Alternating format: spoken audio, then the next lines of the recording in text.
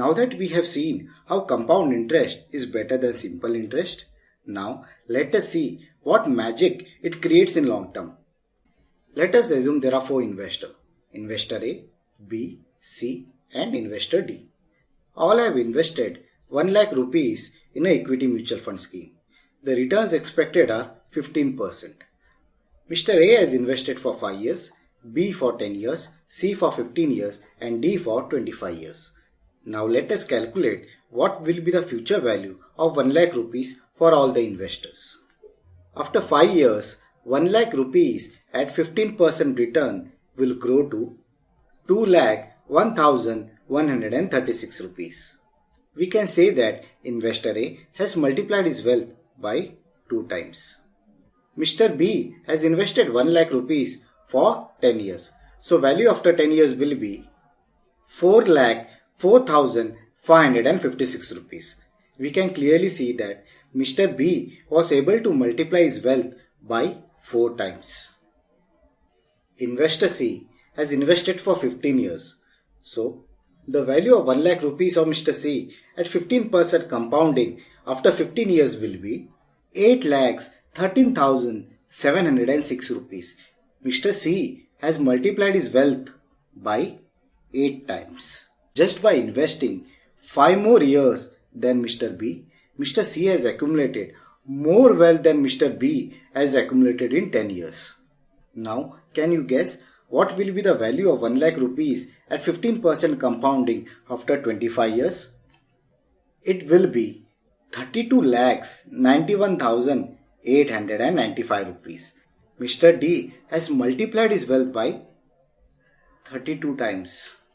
Just by investing 10 more years than Mr. C, Mr. D was able to accumulate 4 times more wealth than Mr. C.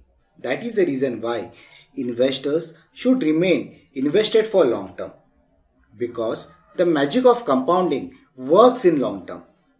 Verma is planning to save money for his daughter's education. She is 8 years old now and will require 20 lakh rupees when she turns 18. That is 10 years from now. Verma wants to know what amount he should invest every month in equity scheme for next 10 years and what will be the amount if he had started investing 5 years before. We have to assume a rate of return of 15% per annum. Let's start with the calculation. Current age of the daughter is 8 years. We have to assume 15% rate of return. Money required at age is 18. That is, we have 10 years in hand right now. And the amount which is required is 20 lakhs. Here, we have to calculate the SIP amount required to accumulate 20 lakh rupees after 10 years. Solving this in a spreadsheet, we will get an answer of 7,693 rupees. So, if he does an SIP of 7,693 rupees, he will be able to accumulate 20 lakh rupees after 10 years. The second part of the sum says, what will be the investment amount if he had started investing 5 years early? In that case, the age will be 3 years, rate of return will be 15, same, money required will be at the age of 18, amount required will be 20 lakhs and the term will be 15 years. Instead of 10 years, it will be now 15 years. Calculating the amount in the spreadsheet, we will get an SIP amount of 3,282 rupees. We can clearly see the difference here. By starting 5 years early, Verma has to save only rupees 3,282 rupees per month instead of 7,693 rupees. So that is the reason why we should start our investment early. We have already seen 2 examples on how compounding works in long term. Let us do one more example to concrete the concept in our mind. Say you wish to give your great-grandson or daughter a sum of money. So you decided to invest 500 rupees per month for next 80 years.